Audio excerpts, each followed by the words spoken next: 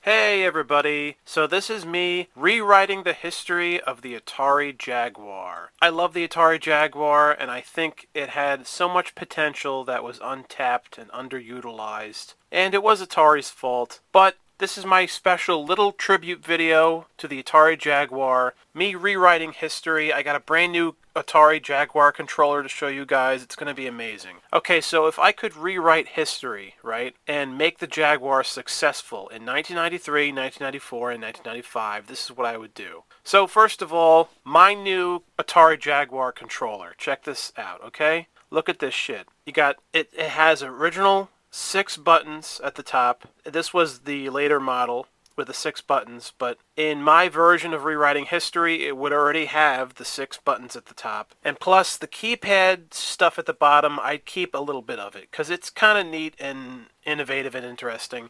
But let's keep only 6 buttons, not 12 or whatever the amount was on the controller, just 6. Then you got these handles on both sides, you know, and the way it looks, it kind of resembles a Jaguar's claws, you know. And I have the red claw swipes at the end of both sides. I think this is a badass controller. And plus I added the eyeballs, the Jaguar logo eyeballs, to the top of each controller. So it's kind of like you're holding the claw of a Jaguar itself, holding this badass beast of a controller. Because the Atari Jaguar controller is one of the most controversial things about the console. And most people hate the fucking controller, even though I think the original controller was a decent controller. But how about this shit? If this was the controller instead, I think people would have really liked it. It would have been a step up, and it would have looked impressive compared to the Super Nintendo and the Sega Genesis controller. So that's my new controller, and this is what I would do. 1993, Jaguar launches. Of course, this is assuming, in my version, they would fix the bugs of the Jaguar, and they would not have that issue with IBM, and they would have plenty of Jaguars in the stores for fans to buy. So no manufacturing issue, no bugs issue. Say the Jag launches 2 or 3 months later in 93, so late 93, and there you have it. So 1993, my version of history is that 32 games would be released with various prices. Controllers are $40 each. Yes, not being cheapskates. The various prices is very important that I wrote here. So instead of the games for the Super Nintendo and Sega Genesis and the TurboGrafx-16, with most of those games at launch when they released, they're $60 each for the time period, for the era. Not the Jaguar. This could be a selling point for the Jaguar and Atari itself to make individual prices for each title, for each game. This would help the Jaguar sell more, and the Jaguar would be a cheaper alternative, a little bit of a cheaper alternative compared to Super Nintendo and Sega Genesis and TurboGrafx, and especially the 3DO. So various prices are needed here. So also, with launch, there's 5 launch titles. And the original launch titles for the Jag, there was only 3. But in my version, there's 5. And there's 5 launch titles in the first month, and Tempest 2000 as a bundle with the console, instead of Cybermorph. And Cybermorph is a decent game, but Tempest 2000 is a great game. Pack that in with the Jaguar. It also includes the box and manual as well of Tempest 2000 inside of the Jaguar, box. So a console sells for $150 in the first 2 months. Yes, this is my version of history. I believe the Jag sold for like $250 when it launched in 93. That's absurd. That's a failure right out of the gate that they would price it that high. It did make it look intimidating, and it made it look like it was powerful when you price it that high, but still, huge mistake. They were selling Super Nintendo and Genesis in 93 for like $100 at that point. So, my version of history, right out the gate, Jaguar console sells for $150. That's it.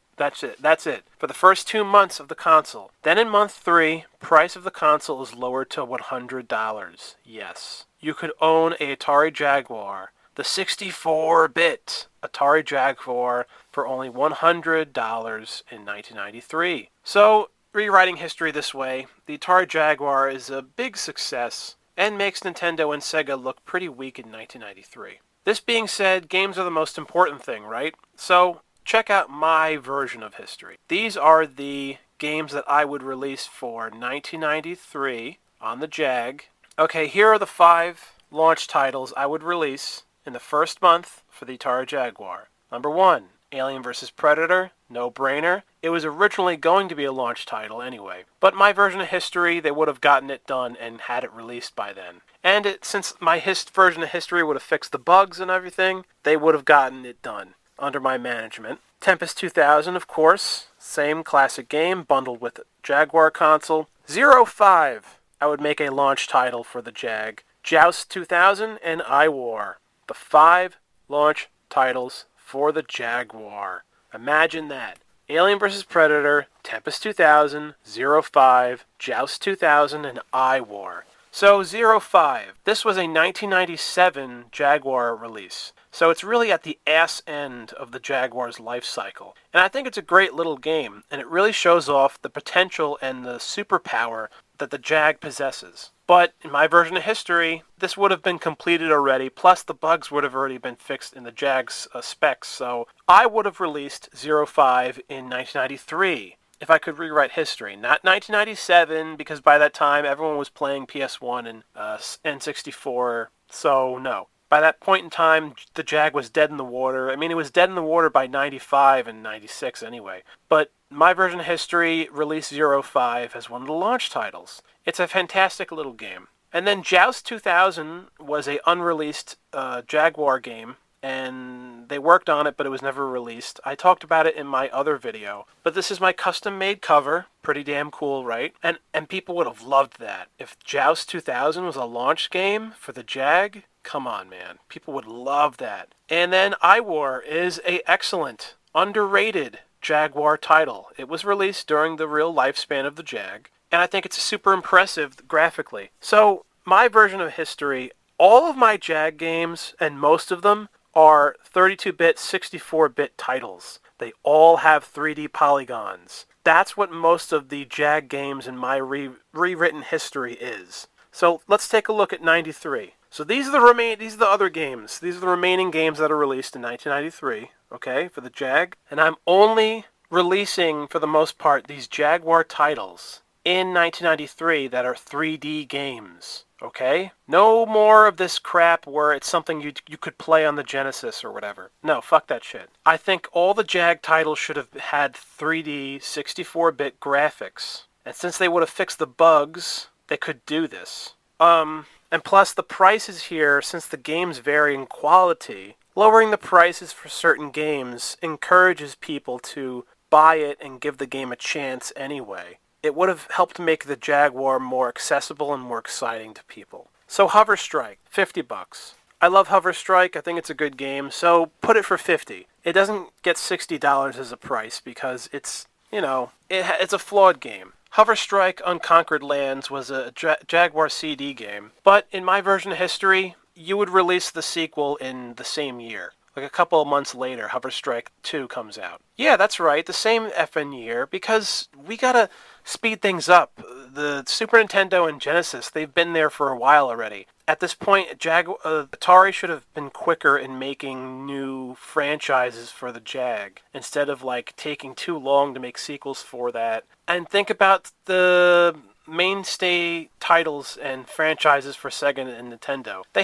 had a bunch of sequels in the same year when they had those systems. So no, Hover Strike 2 comes out the same year, and also for $50. And yes, it is a Jaguar CD game. But looking at the Jaguar CD, yes, it's more powerful than the original Jaguar, but it isn't that much more powerful, actually. It's a little more powerful. So, in my opinion, I think you could take a lot of the Jaguar CD games and convert them to a regular Jaguar cartridge, and it could still play and still be good looking. Plus, again, the bugs being fixed in my version of history, they could really do this. They can port over Jaguar CD titles to the regular Jag system. Next title, Tempest 2000, $60, because maybe a little further down the line, they don't put Tempest 2000 as a bundle when they re-release it for $100. So in the stores, if you still want to buy it, it's in the regular box for $60.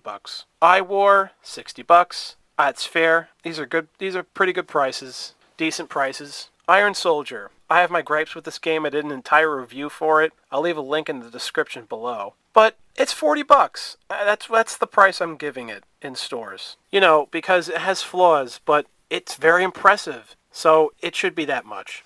Iron Soldier 2 was released much later, but I will sell it for $40. Fight for Life, and I know people hate this game, but I actually don't think it's that bad. I mean, it's not as bad as people say it is, but it does have flaws. $30. Like, it's an early 3D polygon fighting game for the Jaguar. Imagine it's one of the first game releases for the Jaguar. People would be really impressed in 1993 to see this kind of graphics. The only flaws in Fight for Life is that it takes forever to defeat your enemy. Other than that, it's really not that bad. So all you need to do is just fix the amount of time it takes to defeat an enemy. Other than that, it's a pretty cool game. $30. Cybermorph.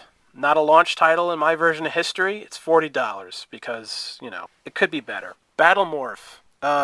It's originally a Jaguar CD game, but it's far superior to Cybermorph. So, Battlemorph is $60. Great title. Missile Command 3D. I would sell it for $50. But again, I don't remember what year Missile Command 3D was released, whether it was a 94 release or 95 release. But my version of history, get it out there right away. It's a 1993 game. Come on now. 3D, 3D, 3D. That's what this is. My version. More 1993 Jaguar titles come in the months. Super Burnout. Good title for the Atari Jaguar. Impressive. It's not 64-bit, but it's very impressive, and it plays exactly like an arcade game. But I'll sell it for $40. Supercross 3D. I feel like including this in my version of history because I actually like this game, and I know people despise it, and people think the graphics are some of the worst they've ever seen. And I will agree, the graphics aren't the best. But it's an experiment in 3D, and I think it's interesting to look at. And it's a little bit garbage, but anything that's garbage, you can always find a little bit of diamonds in there. And still, it is 3D. So you may notice a lot of titles here, like my version of history, like a lot of 2D games that were released for the Jag, they wouldn't even exist. They wouldn't get ported or released on the Jaguar. If I could rewrite history, these would be the only games I would release for it. So this is all strategic, you know, and since Supercross 3D, people hate it, but it might sell a little bit. It'll sell a little bit, right, because of the 3D moniker. It's got a cool, decent, edgy, grungy 90s cover, but since the game is debatable in quality, I'll sell it for $30. Checkered Flag has broken controls, but the graphics are very impressive, I think, for 1993. Not everyone was so impressed, but still, you gotta have this kind of game, 1993 Jaguar game. 3D graphics, I mean, it looks very cool to me, but since the game varies in quality, it's $40. These prices would encourage people to buy these games. Some of them. Club Drive, another despised Jaguar title. I actually love Club Drive, but because of the quality, $30. It's a good way to show off the Jaguar's 3D power. Rayman. Instead of being released, I think, in 94 or 95, Rayman gets an early 1993 launch, if I could rewrite history. Rayman's an excellent game. It's one of the best games ever. $60. And even though Rayman's not 64-bit, it's one of the most impressive, if not the most impressive, 2D platformer game, visually, ever. The way it looks like it's something you could only play on the Jaguar, because the graphics of the Jaguar are so damn impressive. Okay, so Alien vs. Predator, we already went through that, $60.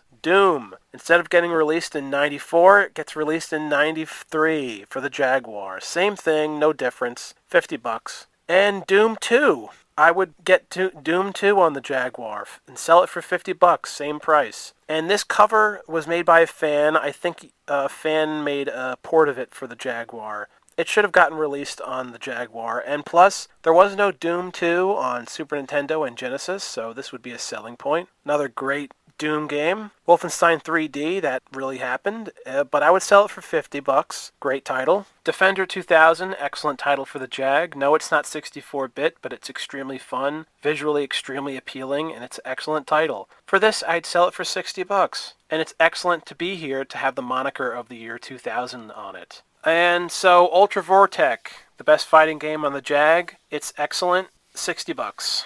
We already went over 05 is $60. iRobot, I talked about this in my other Jag video. It's an 80s arcade game that was only in the arcades, but it could have easily been a Jaguar release. And it was a giant waste. They never released it on the Jag, so I'd sell it for $50. Crystal Castles 3D, yes, imagine this in 1993. Mind-blowing. Bentley Bear's Quest, a 3D platformer title that's a precursor to Mario and Sonic and Crash Bandicoot running around in 3D. Crystal Castles 3D, I'd sell it for $60. So, there's more. I got way more. Total Eclipse Turbo, one of the early Crystal Dynamics titles for the PS1 and the 3DO. But what if Total Eclipse Turbo was released for the Jaguar? I'd sell it for $60. Galaxian 3. This was an arcade title, very impressive 3D graphics, and it was an experiment in making the largest arcade machine ever. I'd sell it for $60. It's very impressive. It would be a selling point for the Jag, especially as a 1993 title. Q*bert, which was originally released for the PS1, but imagine if it was released, the 3D version, in 1993 on the Jag. $50. Joust 2000, we went over that, $60. Centipede 2000, I mentioned this in my other video. It was a PS1 title, but imagine if it was on the Jag. I'd sell it for $50. Good game. Pretty good. Tempest multiplayer, definitely $60. Plus, it'll include the Team Tap. I made this game up as a fantasy game for the Jaguar. I designed the cover and stuff. I talked about this in my other video. Plus, Predators vs. Aliens multiplayer, that would sell like hotcakes. $60. Talked about that in my other video. Brutal Sports Football. It's a great title on the Jag. I can't wait to buy it and own it and be obsessed with it. It's so much fun, and no, it's not 64-bit, but the graphics are really impressive 2D graphics. And graphically, it does look much better on the Jaguar. Plus, it's very violent. I mean, the title says it all, and it's excellent. But I'd sell it for $40. Let's not get too crazy. It's not 64-bit, so let's sell it for $40. All right, moving on. So, 1994. Here's a bunch of games I'd release next year. So, 1994 would be the biggest year for the Jaguar. And they would make 1994 like, we got to get as much games out there, but with quality as possible. 1994 should have had like 100 or 13 or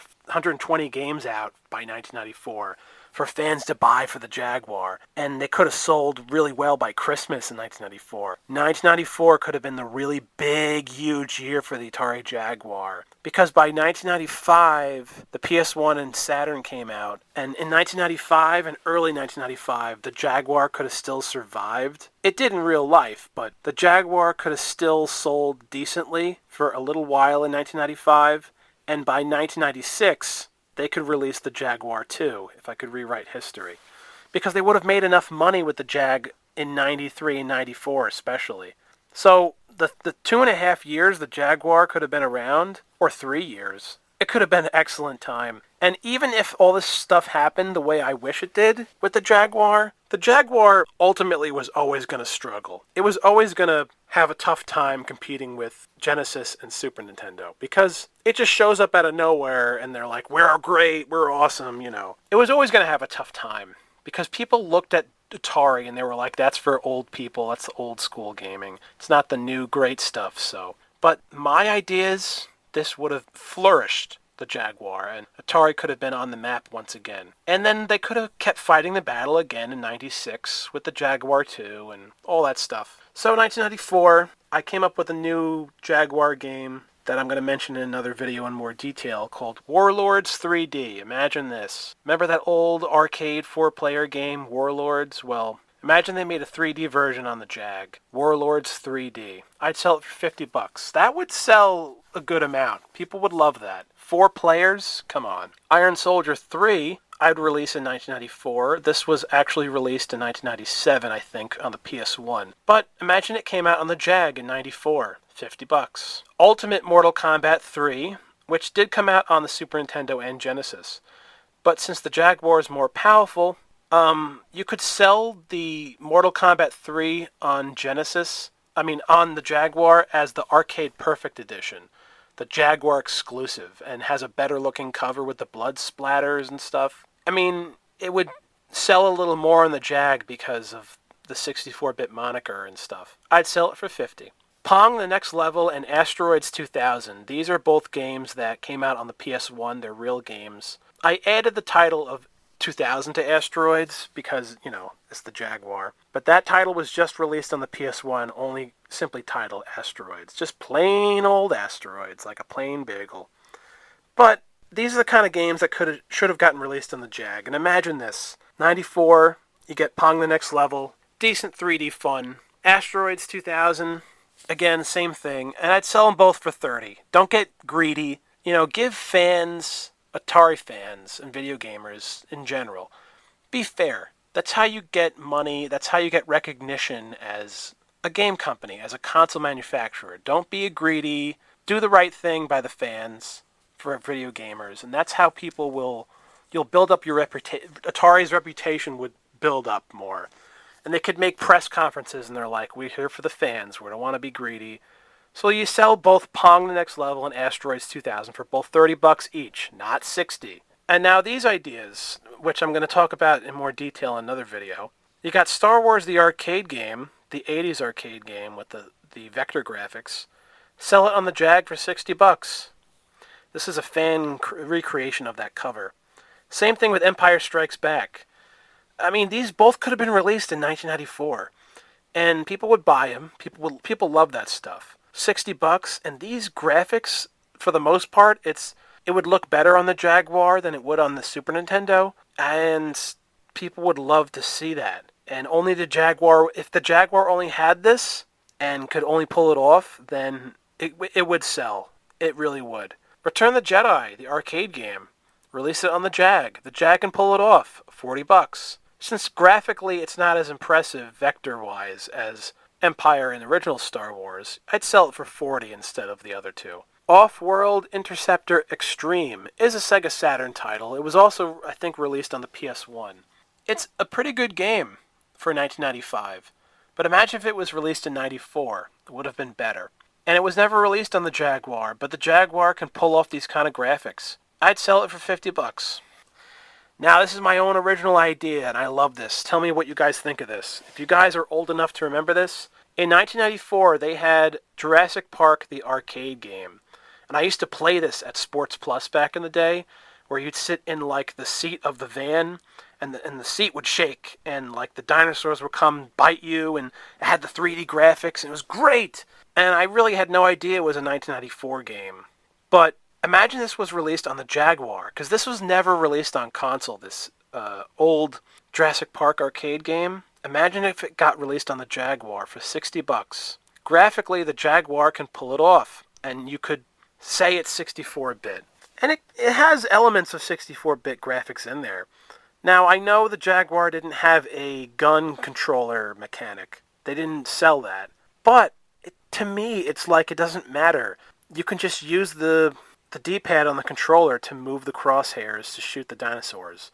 You don't need the gun. Imagine you just sell it like this, without the gun, and you just move the thing around to shoot the dinosaurs. People would have bitched about that decades later when they reviewed this, but fuck it, man. I mean, it's just cool that it's here anyway, and it's still fun to shoot the dinosaurs with the D-pad, right? Do you have to have a gun? No. And maybe they could have released a Jaguar gun. That would have been awesome.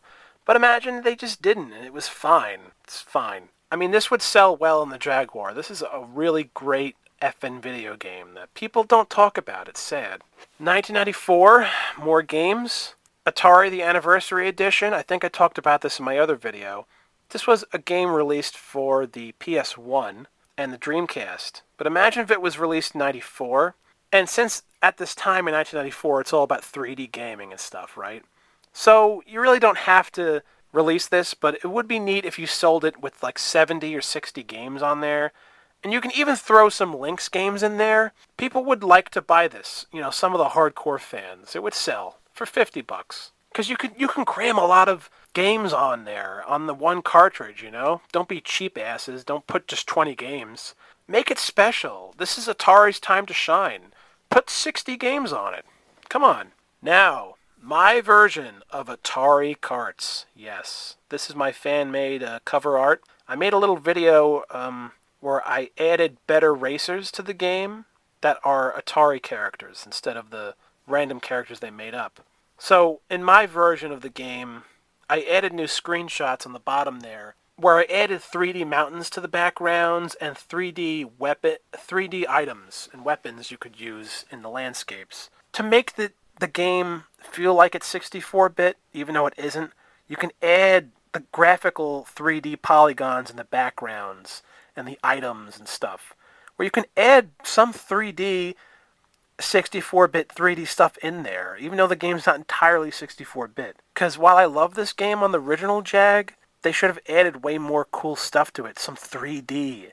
It's not just frickin' Super Mario Kart. Come on! Like in Sonic Drift, it's gotta be better. It's 64-bit Atari fucking Jaguar, damn it. Plus, I'd make this a 4-player game, not just 2 fucking people. Fuck that shit. Make this 4 goddamn players.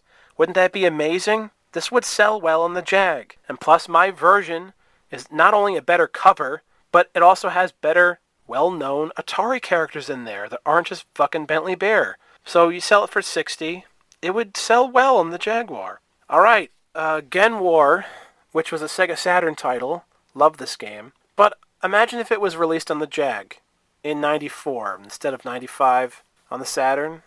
This could have been a Jaguar title. They could have released it in 94 or 95 for $50.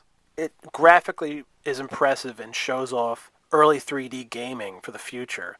So it would have been just perfect for the Jaguar. X-Men Children of the Atom, the arcade fighting game. The Jaguar could potentially pull this off, and you could have a awesome semi-3D, 2D fighting game on the Jaguar with X-Men. Look at this cover.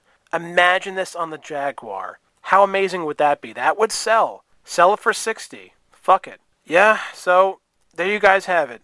This is my rewriting of history. I wish I had more games I made up for the Jag in 93, 94, and 95, but you get my point pretty much. Like a lot of the PS1 games and the Sega Saturn games in 1995, you can re-release those on the Jaguar also, you know. And other 1994 arcade games, you could put those on the Jag also. You know, get creative, get more creative. Offer more 3D titles on the Jaguar and make less 2D titles. Because the Jaguar was all about showing the future. It was impressive. It was make people realize that the Jaguar can display 32-bit to 64-bit graphical power. It's been proven that it can. So imagine if these were the games that were released in the mid-90s. My version of the Jaguar history. My version of the Atari Jaguar controller. The improved version. Well, anyway, this is my attempt to save the Atari Jaguar in 1993, 1994, and 1995. The prime years where I think if history was done this way, it would have been more successful. And we could have maybe gotten the Jaguar too. We probably would have. And the Jaguar, if done my way, would have been way better of a game console. And it's a shame because we can't rewrite history, but I don't know why Atari never releases a Atari Jaguar Mini. Like, come on. Plus, if they release an Atari Jaguar Mini, they should make improvements to the original Jaguar games. And they can, so why not just do it? People would love that. And Atari is re-releasing their old consoles again now, with the 7800 Plus and the computer one and the 2600 Plus and all that. Why not do it for the Jaguar? I hope that happens next. And release it with these better controllers. People would love the crap out of this. And take my ideas. If you work for Atari, watch this video, write all this shit down, and do it. Give us the Jaguar console everyone wanted to have. Because even though I always loved the Atari Jaguar, I still think it's a great game system, despite its controversy. But if it was done my way, it would have been way better. So let me know what you guys think in the comments below. Thank you so much for watching. Have a fantastic week. My name is SuperPet98, and I'll see you guys again real soon.